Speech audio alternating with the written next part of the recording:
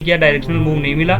जैसे ब्रेकआउट हुआ तो जिन लोगों ने बाय करना था, ब्रेकआउट पे जो काम करते हैं उन लोगों ने यहाँ पे बाय किया और बाय करने के बाद उन्होंने होल्ड कर लिया। और फिर यहाँ पे जैसे ही ये रेंज बनने लगी तो इन्होंने अपनी रेंज के नीचे का लोअर एंड का स्टॉप लॉस रख दिया और फिर यहाँ पे बने रहे पोजीशन में। तो इन लोगों ने जो यहाँ पे शॉर्ट कर रहे थे, कॉल साइड में ये शॉर्ट कर रहे थे, वो भी बैठे थे, और वो जो पुट शॉर्ट कर रखे थे वो भी बैठे थे, और कॉल जो बाय करने वाले थे उनके लिए मोमेंटम कब मिलेगा, जब इसके ऊपर जाएगा। होल्ड कर लिया। जो कॉल सेलर थे वो भी पुट सेलर बन गए और यहाँ पे नए बायर्स भी आ गए। तो यहाँ से मार्केट ने क्या किया, डबल मोमेंटम दिया और अच्छा खासा ऊपर की ओर क्लोज करके गया है दोस्तों।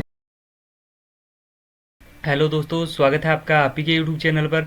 दोस्तों कैसे हो आप सभी? आशा करते हैं सभी स्वस्थ होंगे, अच्छे होंगे, खुश होंगे। तो दोस्तों Nifty and bank Nifty analysis के एक नई वीडियो में स्वागत करते हैं। दोस्तों भी मैंने निफ्टी का 1 डे टाइम फ्रेम का चार्ट लगा के रखा है, तो चलिए चर्चा शुरू करते हैं निफ्टी के चार्ट पर। तो दोस्तों जैसे कि मैंने कुछ दिनों से वीडियो बना रहा हूं, तो वीडियो में मैं बता रहा हूं कि निफ्टी अभी मुझे रिवर्स करता हुआ दिखाई दे सकता है, क्योंकि निफ्टी जो है और टॉप पर जाके डोजी कैंडल्स बना रहे हैं। यहाँ तो ये मार्केट इस डोजी कैंडल्स का लो जो है 25,280 के नीचे क्लोज करे, तब जाके नीचे की तरफ अपना मोमेंटम देखने को मिल सकता है, जो हमें लेके आ सकता है 25,100 के आसपास में। और अगर ऊपर की ओर काटता है 25,550 के ऊपर क्लोज करता है, तो हमें फिर एक अच्छा खासा डायरेक्शनल मूव कॉल साइड में देखने को मिल सकता है। तो वैसे ही हुआ है, जैसे ब्रेकआउट हुआ तो अच्छा खासा ऊपर की ओर मोमेंटम देखने को मिला है। और मैंने बताया था कि यहाँ कोई भी इस रेंज में हमारा ट्रेड एग्जीक्यूट नहीं हो सकता है, क्योंकि यहाँ पे ट्रेड प्लान होगा ही नहीं। यहाँ पे साइडवेज मार्केट है, साइडवेज टू वोलेटाइल मार्केट में यहाँ पे कोई काम नहीं करना है। जब भी ब्रेकआउट या ब्रेकडाउन होगा तो अच्छा खासा मोमेंटम देखने को मिलेगा। तो इसके पीछे का लॉजिक क्या है वो मैं आपको समझा देता हूँ। देखिए फिलहाल ये देखिए यहाँ पे मार्केट ने क्या किया था, यहाँ पे मार्केट ने साइडवेज टू वोलेटाइल मूवमेंट था। यहाँ पे 2-4 दिन मार्केट ने कुछ नहीं किया, डायरेक्शनल मूव नहीं मिला। जैसे ब्रेकआउट हुआ तो जिन लोगों ने बाय करना था, ब्रेकआउट पे जो काम करते हैं उन लोगों ने यहाँ पे बाय किया और बाय करने के बाद उन्होंने होल्ड कर लिया। और फिर यहाँ पे जैसे ये रेंज बनने लगी तो इन्होंने अपनी रेंज के नीचे का लोअर एंड का स्टॉप लॉस रख दिया और फिर यहाँ पे बने रहे पोजीशन में। तो इन लोगों ने जो यहाँ पे शॉर्ट कर रहे थे, कॉल साइड में ये शॉर्ट कर रहे थे, वो भी बैठे थे, और वो जो पुट शॉर्ट कर रखे थे वो भी बैठे थे, और कॉल जो बाय करने वाले थे उनके लिए मोमेंटम कब मिलेगा, जब इसके ऊपर जाएगा। तो उन लोगों ने कॉल जिन्होंने शॉर्ट कर रखी थी वो भी बैठे थे, पुट शॉर्ट कर रखी थी वो भी बैठे थे। जैसे ही इससे ब्रेकआउट हुआ इस लेवल का, तो जिन्होंने कॉल शॉर्ट कर रही थी उन्होंने अपना स्क्वायर ऑफ कर दिया, क्योंकि उनको यहाँ पे लॉस होता हुआ दिखाई दिया, तो उन्होंने स्क्वायर ऑफ किया।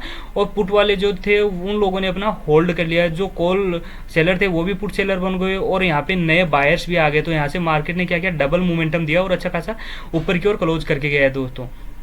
तो अभी हमें डायरेक्शनल मूव के लिए प्ले आउट करना चाहिए, क्योंकि यहाँ पे वापस से बायर लोग आए हैं, यहाँ पे वापस से पुट सेलर आए हैं और कॉल बायर आए हैं। तो कहीं ना कहीं हमें वापस से एक अच्छा खासा मोमेंटम ऊपर की ओर होता हुआ दिखाई दे सकता है। तो चलिए भी 15 मिनट के टाइम फ्रेम पे देख लेते हैं कि मार्केट किस तरीके से क्लोज करके गया है और क्या इंपॉर्टेंट लेवल हमारे लिए हो सकते हैं दोस्तों। तो दोस्तों अभी मैंने ये निफ्टी का 15 मिनट के टाइम फ्रेम का चार्ट भी लगा लिया है। तो अगर 15 मिनट के टाइम फ्रेम का मैंने चार्ट लगाया, तो इसमें मैंने नेक्स्ट जो वीडियो बनाया, पिछला जो वीडियो बनाया था 19 तारीख का, उसमें मैंने बताया था कि निफ्टी एक रेंज बना करके गया है क्लोजिंग के टाइम पर की। तो अगर इस रेंज में ओपन होता है, रेंज में ओपन होने के बाद ब्रेकआउट होता है, तो हमें पहला जो टारगेट मिलेगा वो 25,550 का, और फिर उसके बाद में 25,600 का लेवल भी देखने को मिलेगा।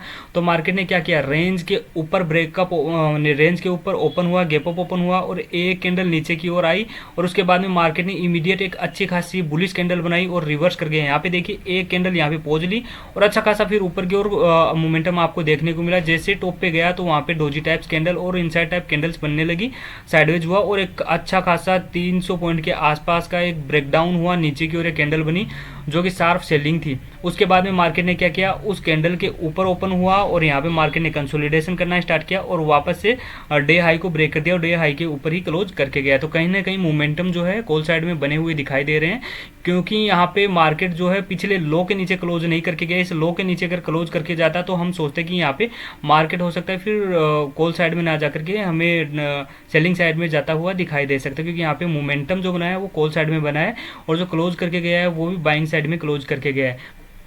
तो दोस्तों कल के लिए हमारा क्या ट्रेड ऑफ प्लान होना चाहिए उसके ऊपर अभी अपन बात कर लेते हैं। तो दोस्तों हमारे लिए जो इम्पोर्टेंट एक सपोर्ट जोन निकल के आ रहा है, वो निकल के आ रहा है 25,650 के आसपास में।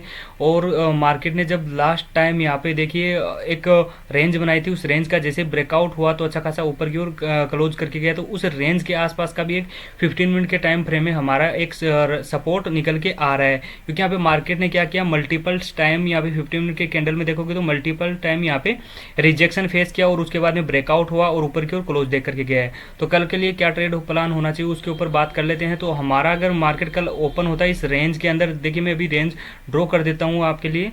अगर इस रेंज के अंदर ओपन होता है 100 पॉइंट के आसपास में, इस रेंज में ओपन होता है 100 120 पॉइंट की रेंज है, इस रेंज में ओपन होता है। ओपन होने के बाद में जैसे ब्रेकआउट देता है कॉल साइड में हमें चले जाना है। वहाँ पे अगर मार्केट उसी डायरेक्शन में जाता रहता है तो हमें 25,900 और फिर 26,000 के लेवल भी देखने को मिल सकते हैं। और अगर इस रेंज का ब्रेकडाउन होता है नीचे की साइड में तो हमें पुट की ओर तभी बाय करना है जब इस 25,625 के लेवल को नीचे की ओर काटे। 25,625 के लेवल को जैसे नीचे की ओर काटे, एक कैंडल क्लोज करें और पुल बैक ले, तब जाकर के हम पुट साइड में जाएंगे। क्योंकि यहाँ पे मल्टीपल टाइम देखिए रिजेक्शन लिया है, इस जोन पे रिजेक्शन लेने के बाद में यहाँ पे ब्रेकआउट दिया और इस जोन पे सपोर्ट भी लिया, तो मल्टीपल टाइम सपोर्ट भी लिया, तो यहाँ पे हमारे ट्रेपिंग के चांसेस बढ़ सकते हैं। तो हमारा सिंपल ट्रेडो प्लान होना चाहिए, अगर इस जोन में फ्लैट ओपन होता है, इस जोन में ओपन होने के बाद में ब्रेकआउट देता है तो कॉल साइड में जाएंगे। अगर ओपन होता है, ओपन होने के बाद ब्रेकडाउन करता है तो पुट साइड में नहीं जाएंगे। पुट साइड में 25,625 के नीचे क्लोज करती है कोई कैंडल, तब जाकर के हम पुट की साइड में ट्रेड करेंगे। फिर हमारा ये इंपॉर्टेंट लेवल निकल के आएगा 25,400 के आसपास का दोस्तों। तो अगर गैप अप ओपन हो जाता है तो उसी डायरेक्शन में अगर मार्केट जाता रहता है, नीचे आकर के अगर यू टर्न लेता है तो हमें फिर कॉल साइड में जाना है और प्राइस एक्शन देखकर ही कॉल साइड में ट्रेड करना है दोस्तों। तो चलिए अभी बैंक निफ्टी की तरफ चलते हैं और देख लेते हैं बैंक निफ्टी में क्या इंपॉर्टेंट लेवल हमारे लिए हो सकते हैं दोस्तों। तो दोस्तों अभी मैंने बैंक निफ्टी का भी चार्ट लगा लिया है और बैंक निफ्टी में मैंने 19 तारीख को जो वीडियो बनाया था उसमें बताया था कि बैंक निफ्टी को किसी भी कंडीशन में 52,800 के नीचे क्लोज नहीं करना चाहिए। क्योंकि देखिए टॉप बना था, टॉप के बाद में 52,800 के पास में इसने क्या किया, मल्टीपल टाइम रिजेक्शन लिया। रिजेक्शन लेने के बाद में नीचे की तरफ चला गया और डाउन ट्रेंड में बैंक निफ्टी चला गया था। तो अभी ब्रेकआउट हो नहीं पाया, ब्रेकआउट हो गया था इसका 52,900 का और क्लोजिंग जो देख गया 53,000 के आसपास, तुम 53,000 के आसपास में देख करके गया। तो मैंने बताया था कि कहीं ना कहीं होल्ड कर सकता है। यहाँ पे होल्ड करने के बाद में अगर ब्रेकआउट होता है 53,350 का तो हमें अच्छा खासा मोमेंटम देखने को मिलेगा। तो एक अच्छा खासा मोमेंटम देखने को मिला और बैंक निफ्टी के कंपोनेंट्स ने भी इसका साथ दिया। तो क्लोजिंग काफी अच्छी जगह पर करके गए। तो कल हम वापस से कॉल साइड में डायरेक्शनल मूव के लिए ट्राई करेंगे। अगर हमें उसी डायरेक्शन में मोमेंट मिलता है तो हम कैप्चर करने की कोशिश करेंगे। तो उसी डायरेक्शन में हमें ट्रेड करना है, पुट साइड में जाना नहीं है क्योंकि अभी डायरेक्शन जो बना हुआ है कॉल साइड का बना हुआ है। तो दोस्तों अभी चलिए 15 मिनट के टाइम फ्रेम में देख लेते हैं बैंक निफ्टी किस तरीके से काम करके गया है।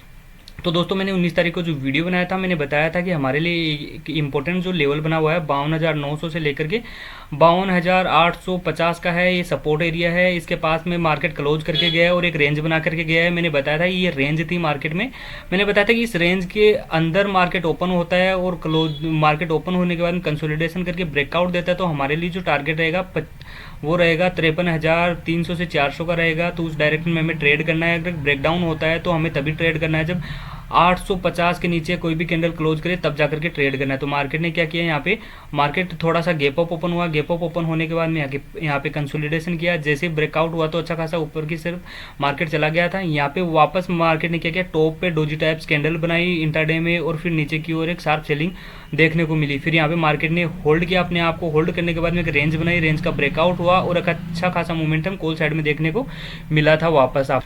तो दोस्तों कल का बैंक निफ्टी में क्या ट्रेड ऑफ प्लान होना चाहिए उसके ऊपर अभी अपन बात कर लेते हैं। तो दोस्तों अगर बैंक निफ्टी में आप ध्यान से देखोगे तो हमारे लिए जो इंपॉर्टेंट सपोर्ट जोन निकल के आ रहे हैं वो 53,300 के आसपास में एक ये निकल के आ रहा है और 53,550 से 600 के आसपास में एक ये निकल के आ रहा है। क्योंकि यहाँ पे मल्टीपल टाइम रिजेक्शन लिया, रिजेक्शन के बाद में देखोगे तो ब्रेकआउट हुआ और अच्छा खासा ऊपर की ओर क्लोजिंग देख करके गया है। तो अगर कल के लिए हमारा ट्रेड एग्जीक्यूट किस तरीके से हो सकता है और क्या ट्रेड ऑफ प्लान होना चाहिए, अभी हमने सपोर्ट के बारे में बात कर ली है। तो अभी हमें किस तरीके से काम करना है वो भी अभी मैं आपको बता देता हूं। अभी मैं आपको एक लेवल ड्रॉ करके देता हूं।